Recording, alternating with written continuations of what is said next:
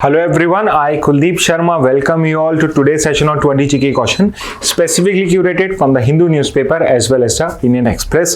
So आज 18th मार्च के जो सबसे important 20 GK questions हैं from both Hindu and Indian Express उनको हम यहाँ cover कर रहे हैं.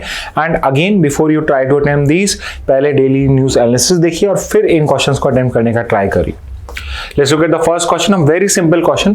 What does a trade deficit indicate? अगर किसी कंट्री का ट्रेड डेफिसिट शोकेस हो रहा है तो उसका मतलब क्या होता है? So we know this कि ट्रेड डेफिसिट का मतलब होता है कि एक कंट्री इंपोर्ट ज्यादा कर रही है एज कंपेयर टू एक्सपोर्ट्स. तो अगर आप यहाँ पे डेफिनेशन देखेंगे option D is basically the definition of trade deficit where imports exceeds exports. So correct answer first का होगा ऑप्शन डी. नेक्स्ट पे आते हैं. In February 2025 India trade deficit stood eight.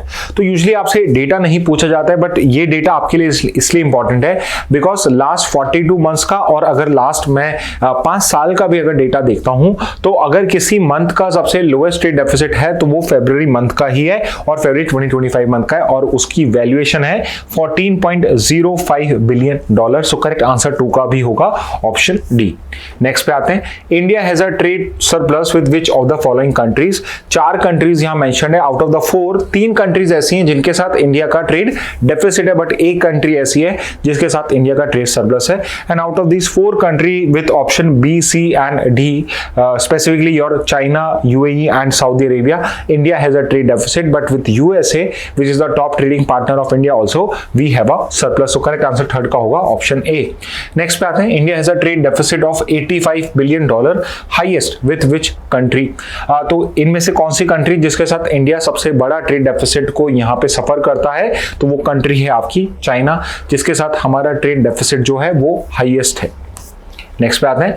Who is the chief of SFJ. Sikh for justice जो एक organisation हमने Khalistan issue के context में डिस्कस करी थी उसके चीफ का नाम या लीडर का नाम क्या है. Also he is the founder of this particular group. So Punjabi नाम में कई बार हो जाता है. गुरमीत भी है, सनमीत भी है, कुलदीप भी है. ये सब नाम बहुत कॉमन पंजाबी नेम्स भी हैं तो यहाँ पे कंफ्यूज मत होना.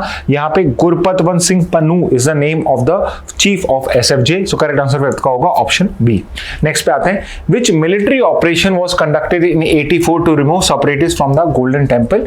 So this was one of the very crucial chapter in India's history, specifically post-independent history, जिसने कहीं ना कहीं पंजाब की जो हिस्ट्री है उसको भी चेंज करा था. So 1984 में under Indira Gandhi an operation was conducted inside the Golden Temple where they basically tried to remove the separatists who were hiding in the Golden Temple. और इस ऑपरेशन का इंडियन आर्मी के ऑपरेशन का नाम था operation blue star. So correct answer इसका होगा option C. Next पे आते हैं. When did India and New Zealand establish diplomatic relations. तो आज हमने इंडिया न्यूजीलैंड के डिप्लोमेटिक रिलेशंस भी डिस्कस करे थे इन वेरी शॉर्ट बिकॉज इतनी इंपॉर्टेंट कंट्री नहीं है as compare to what we study about India's relationship with US, Russia, China etcetera. And the country with which with and India and New Zealand basically establish there diplomatic relation in the year 1952. So correct answer 7th का होगा option D. Where will the 2028 summer Olympics be held. जो next summer Olympics है वो कहां held होने वाले हैं. So those are going to be hosted by the USA for the 4th time और जो सिटी उसको होस्ट करी है वो है Los Angeles. So correct answer 8 का होगा ऑप्शन डी. नेक्स्ट पे आते हैं. Which country will host the 2032 summer Olympics. 2032 के जो समर ओलंपिक्स हैं कौन सी कंट्री उन्हें होस्ट कर रही है. So it is going to be hosted by Australia. Correct answer for 9th is option C. Next पे आते हैं. Which organization is responsible for governing the Olympics games? Olympic games को कंडक्ट कराने के लिए कौन सी ऑर्गेनाइजेशन इंपॉर्टेंट है. सो इसको हमने आज डिस्कस करा और वो ऑर्गेनाइजेशन है जो पियर डी कुबर्टीन ने आपके 1894 में क्रिएट करी थी और उस ऑर्गेनाइजेशन का नाम है इंटरनेशनल ओलंपिक्स कमिटी जो स्टिल अभी भी आपके मेन बॉडी है to conduct Olympics in all the parts of India of the world. So correct answer 10th का होगा ऑप्शन सी. नेक्स्ट पे आते हैं. Who was the first Indian boxer to win an Olympic medal. Specific question है कि boxing के अंदर में पहला ओलंपिक मेडल कौन, चाहे वो गोल्ड हो, सिल्वर हो, ब्रॉन्ज हो, पहला मेडल किस पर्टिकुलर बॉक्सर ने इंडिया से जीता है. सो वो पर्सन है आपके विजेंद्र सिंह जिन्होंने 2008 के ओलंपिक्स में अपना पहला मेडल जीता था और इंडिया का वो पहला बॉक्सिंग मेडल भी था. It was a bronze. Next पे आते हैं. In which year was the Taliban founded. Taliban का फॉर्मेशन किस ईयर में हुआ था. So we have studied this also. It was the year 1994 जब तालिबान का फॉर्मेशन हुआ था। नेक्स्ट पे आते हैं, who was the founder of Taliban. Taliban के फाउंडर का नाम क्या था? So this was the person जिनकी डेथ हो चुकी, he was killed in a drone strike and the founder of Taliban was Mullah Mohammad Omar. So correct answer 13th का होगा D. But what we are also concerned with is the who is the current supreme leader of Taliban. So current supreme leader of Taliban is Haibatullah Akhundzada. Akhundzada is the current leader of Taliban. So correct answer 14th का होगा option D. Next पे आते हैं, under which article of the Indian constitution is the office of CAG established.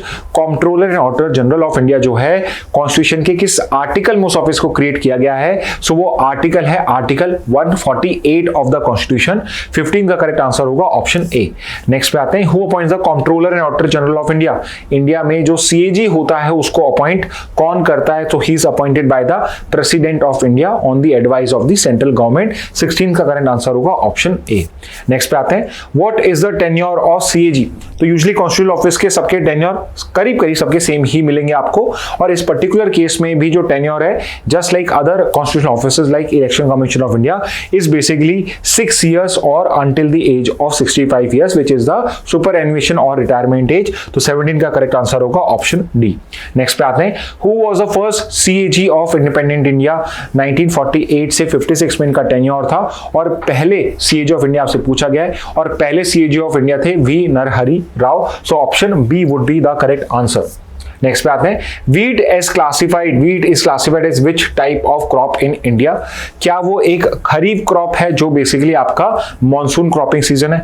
क्या वो आपका ज़ैद crop है? ज़ैद is basically summer season, और खरीफ और राफी के बीच में जो टाइम गैप कई बार बच जाता है, तो वहां पे ये पर्टिकुलर सीजन में आप क्रॉप्स को ग्रो करते हो। Watermelon is one such crop या फ्रूट जो आपका ग्रो किया जाता है। थर्ड इज राबी क्रॉप या राबी सीजन का क्रॉप है which is basically the winter season crop, और is it a perennial crop, यानी आप साल के 12 महीने में 12 मंथ्स में आप कभी भी इसको ग्रो कर सकते हो। बट वी नो दिस कि वीट जो है जो कूलर टेम्परेचर डिमांड करता है, it is basically a rabi crop. तो आपका करेक्ट आंसर 19 का होगा option C. Finally last question अगर हम देखें तो, how many internship does the PM internship scheme aim to provide over 5 years। अगले 5 साल के अंदर में under this particular scheme PMI scheme क्या गवर्नमेंट का गोल है? कितनी इंटर्नशिप्स आपकी कंपनीज को प्रोवाइड करनी है अंडर दिस वन, जिसमें जो गवर्नमेंट है वो फाइनेंशियल उसके अंदर में हेल्प प्रोवाइड करेगी। So the goal is to provide 1 crore internships in the next 5 years under the PM internship scheme by the different top 500 companies of India. Okay, so correct answer option 20 का हो जाएगा option B. Okay, तो student these were the important 20 GK questions from today's Hindu and Indian Express। I hope this initiative is useful। इसमें जो question आपको अच्छे लगे इनको आप अलग नोटबुक में मार्क कर सकते हैं। Okay, so with this message let's end today's session। Thank you and have a very nice day।